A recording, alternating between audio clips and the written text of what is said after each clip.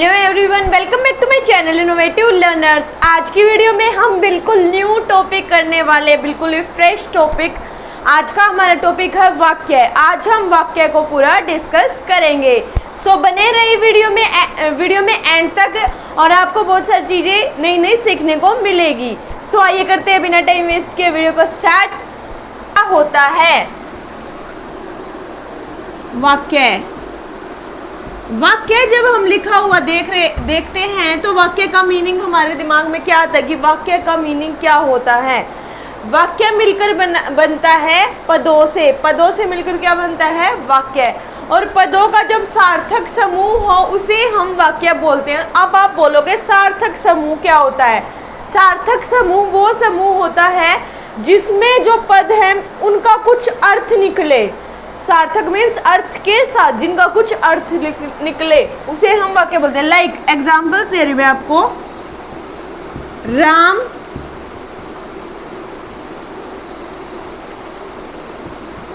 खाना पीता है। अब ये सेंटेंस देखिए, राम खाना पीता है। आपको इसमें कुछ अर्थ नजर आ रहा है? क्या ये वाक्यों का सार्थक समूह है जो मिलकर एक मीनिंगफुल सेंटेंस बना रहे हैं? खाना क्या है? खाता है आना चाहिए था, और यहाँ क्या है? खाना पीता है।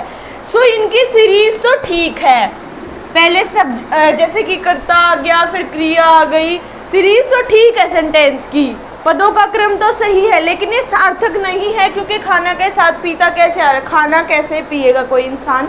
तो ये क्या हो गया? असार्थक समूह हो गया वर्णों पदों का।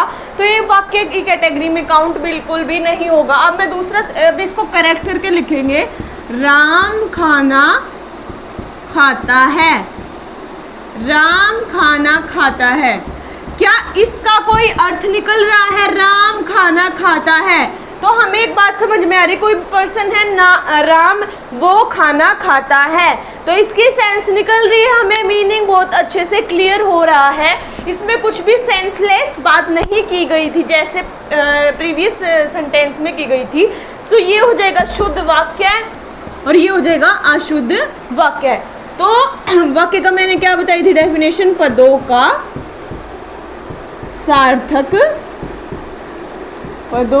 सार्थक समूह। तो वाक्य क्या हो गया? पदों का सार्थक समूह। अब आगे डिस्कस करते हैं। अब हम डिस्कस करते हैं वाक्य के अंग। वाक्य के अंग या फिर भाग कितने होते हैं? वाक्य के दो अंग होते हैं। कितने कंपोनेंट होते हैं? वाक्य के दो अंग होते हैं। वो दो अंग कौन कौन से होते हैं? वो होते हैं, एक तो होता है उद्देश्य और एक होता है विधेय। एक होता है उद्देश्य और एक होता है विधेय। सो फर्स्ट इज उद्देश्य एंड सेकेंड वन इज विधेय। वाक्य कितने अंग होते हैं? दो। एक तो होता है उद्देश्य और एक होता है आपका विधेय। तो वाक्य के दो अंग हो गए, उद्देश्य और विधेय। अब मैंने आपको बता दिया वाक्य के दो अंग होते हैं, एक होता है उद्देश्य, एक होता है विधेय। बट अब ये क्वेश्चन आपके माइंड में आएगा कि उद्देश्य होता क्या है एंड विधेय होता क्या है। सो अभी मैं आपको बताती हूँ उद्देश्य क्या होता है। उद्देश्य का मीन्स होता है जो किसी काम को करने वाला है। अगर वाक्य का जो करता है, काम का करने वाला है, या फिर हम उसे सब्जेक्ट बोल सकते हैं, जो सेंटेंस का आपका सब्जेक्ट होगा, करता होगा, काम को करने वाला होगा, वो होता है वाक्य का उद्देश्य। उसे हम क्या बोलते हैं? वाक्य का उद्देश्य। तो क्या होगा? कर्ता को क्या बोलेंगे? यानी काम को, कार्य को करने वाला। कार्य को करने वाला क्या होता है? उद्देश्य। कार्य को करने वाला। नेक्स्ट इज विधेय। विधेय क्या होता है? विधेय क्या होता है? जहां कार्य संपन्न होता है। कार्य की क्या होती है? वो क्रिया। क्रिया को क्या बोलते हैं हम? विधेय। जहां कार्य संपन्न हो, जहां कार्य संपन्न होता है या फिर हो, ठीक है, उसे हम बोलते हैं विधेय। यानी कि क्रिया को हम विधेय में काउंट करते हैं। नेक्स्ट देखेंगे। अब हम देखते हैं नेक्स्ट टर्म को। नेक्स्ट टर्म क्या है? विधेय का विस्तार। विधेय का विस्तार हम किसे बोलते हैं? विधेय मैंने आपको क्या बताया था, क्रिया होती है एक टाइप से। विधेय क्या होती है, हमारी क्रिया, जहाँ पर कार्य संपन्न होता है, जहाँ पर भी कोई एक्शन होता है उसे हम क्या बोलते हैं, क्रिया बोलते हैं। तो क्रिया का जब फर्दर उसको आगे उसके बारे में डिटेल दी जाएगी या फिर उसकी डिटेल को देने वाले कोई भी स्पेसिफाई वर्ड्स होंगे उनको हम बोलेंगे विधेय का विस्तार। विधेय का क्या विधेय का विस्तार में क्या लिखेंगे, हमें जो शब्द क्रिया के बारे में बताए, क्रिया से रिलेट करे या क्रिया के बारे में बताए, वो क्या हो जाएगा, या क्रिया के लिए जो प्रयोग में लाए जाते हैं, जो शब्द क्रिया के लिए प्रयोग में लाए जाते हैं, जो शब्द क्रिया यानी वर्ब होती है आपकी, के लिए प्रयोग में लाए जाए।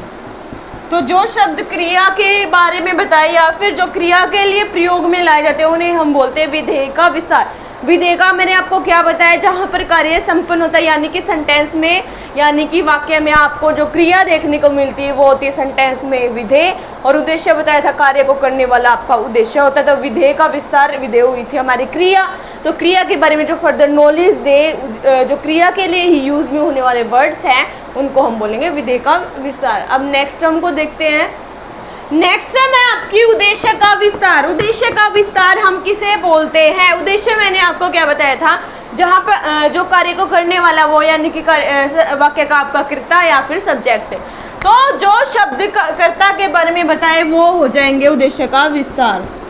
जो शब्द कर्ता के बारे में बताए, कर्ता के बारे में बताए, तो जो शब्द आपके कर्ता के यानी सब्जेक्ट के यानी कि डूअर ऑफ सेंटेंस के बारे में जो बताए वो होते हैं आपके उद्देश्य का विस्तार। अब मैं फर्दर आपको एग्जाम्पल्स के साथ ये सारी टर्म क्लियर करूंगी, ठीक है। आइए देखते हैं अब एग्जाम्पल्स को।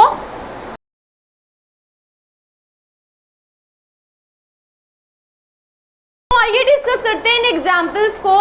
फर्स्ट एग्जाम्पल क्या है, माली पौधों को सींचता है। अब इस सेंटेंस में आपको इसका सब्जेक्ट कौन सा नजर आ रहा है, सब्जेक्ट यानी कि उद्देश्य वाक्य में आपको क्या नजर आ रहा है। अब आपको माली दिख रहा है, माली सब्जेक्ट वाक्य का क्या है, कर्ता, कर्ता को हम क्या बोलते हैं, उद्देश्य। तो माली क्या हो गया इस वाक्य का उद्देश्य, ठीक है। अब सींचता है, यहाँ पर कोई काम हो रहा है, सींचता है, यहाँ पर कोई सींचना क्या है, कोई काम है, कोई एक्शन है, यहाँ पर कोई काम हो रहा है, तो इसको बोलेंगे वर्ब यानी कि विधेय, ठीक है।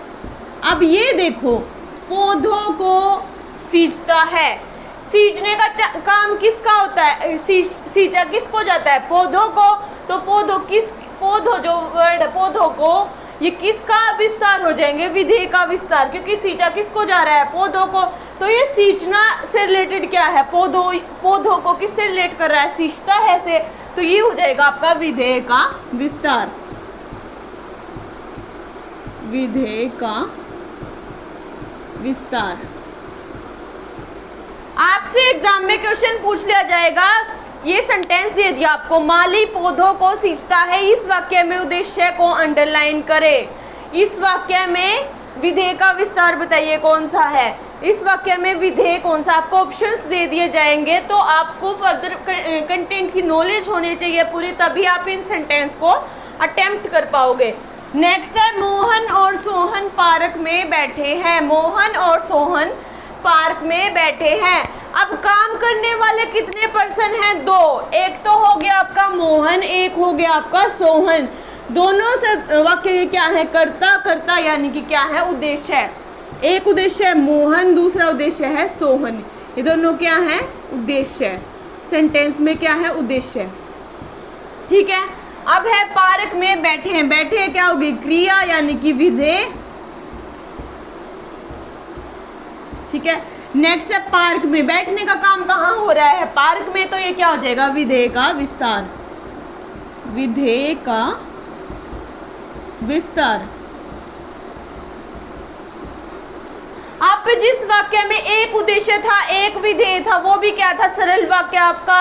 और जिस वाक्य में आपका दो उद्देश्य हो गए, एक विधेय हो गया, वो भी आपका सरल वाक्य। आगे हम देखेंगे जिस वाक्य में अनेक उद्देश्य और अनेक विधेय आएंगे, वो भी आपका क्या होता है, सरल वाक्य। कई बार ये डेफिनेशन भी पूछी जाती है कि जिस वाक्य में एक उद्देश्य और एक विधेय हो वो क्या होता है, और कई बार दो उद्देश्य और तीन विधेय हो वो कौन सा सेंटेंस होगा, तो आपका सरल वाक्य ही होगा वो।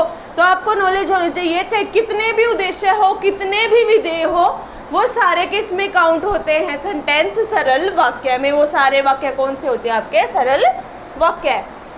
नेक्स्ट है गीता गाना गाती है। अब इस सॉरी अब इस सेंटेंस में जो डूअर है यानी कार्य को करने वाला है, कार्य सेंटेंस का जो सब्जेक्ट है, करता है, वो कौन है, गीता। तो काम को करने वाला क्या होता है, उद्देश्य। तो गीता क्या हो जाएगी, उद्देश्य। अब गीता गाना गाती है, गाती है ये क्या हो जाएगी, वर्ब, क्रिया यानी कि क्या हो जाएगी, विधेय। और ये क्या है, गाना, विधेय का विस्तार, विधेय का विस्तार। ठीक है, यहां तक क्लियर हुआ। अब इससे आगे के सेंटेंसेस को देखते हैं। नेक्स्ट सेंटेंस को देखते हैं, सीता व गीता साथ में खेलती कूदती व पढ़ती लिखती हैं। अब मैंने जैसे आपको टेक्निक बताई थी उद्देश्य और विधेय फाइंड आउट करने की। जो कार्य करने वाला डूअर है वो हो गया आपका उद्देश्य, एंड जहां पर कार्य हो रहा है वो आपको मैंने बताया था विधेय। अब इस सेंटेंस में देखिएगा, आपको सीता दिख गई, सीता भी क्या है, हमारी उद्देश्य है, नंबर एक। दूसरी है गीता, ये भी हमारा क्या है, उद्देश्य। तो एक उद्देश्य होगी सीता, एक उद्देश्य होगी गीता। अब साथ में खेलना, आप बोलोगे खेलती क्या हो गया, एक विधेय। कूदती क्या हो गया, दूसरा विधेय, एक दो। पढ़ती क्या हो गया, तीसरा विधेय। और लिखती क्या हो गया, चौथा विधेय। अगर आपने ऐसे कर दिया तो आप हो बिल्कुल गलत, क्योंकि एक बात ध्यान देने वाली है, खेलना कूदना क्या है, एक संयुक्त क्रिया है, तो उसको एक में काउंट करेंगे। एक विधेय में क्या होगी, ये काउंट होगी, ये अलग काउंट नहीं होगी। ऐसे ही पढ़ती लिखती, पढ़ना लिखना क्या है, एक संयुक्त क्रिया, तो ये दोनों होकर एक में काउंट होगी, एक विधेय में काउंट होगी। तो ये दोनों मिलकर क्या बनाएंगे, एक विधेय। और ये दोनों मिलकर क्या बनाएंगे, एक विधेय। तो दो विधेय क्या हो गए सेंटेंस के अंदर। आपको क्या मिल गया, दो तो क्या है, उद्देश्य, और दो ही क्या है आपके विधेय। ठीक है, क्लियर यहाँ तक? आई थिंक यहाँ तक क्लियर हुआ होगा आप सबको।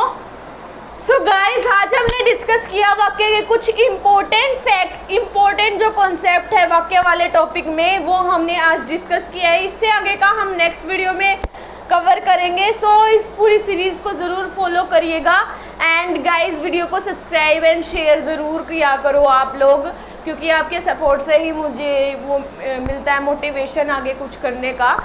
वन मोर थिंग, अगर आप चैनल पर नए हैं तो चैनल को सब्सक्राइब जरूर करें, एंड साथ ही अगर वीडियो पसंद आए तो वीडियो को लाइक जरूर करें, एंड फ्रेंड्स के साथ भी शेयर करें ताकि उन्हें भी नॉलेजेबल कंटेंट मिल सके। सो मिलते हैं नेक्स्ट वीडियो में वाक्य के सेकंड पार्ट के साथ, तब तक के लिए बाय बाय।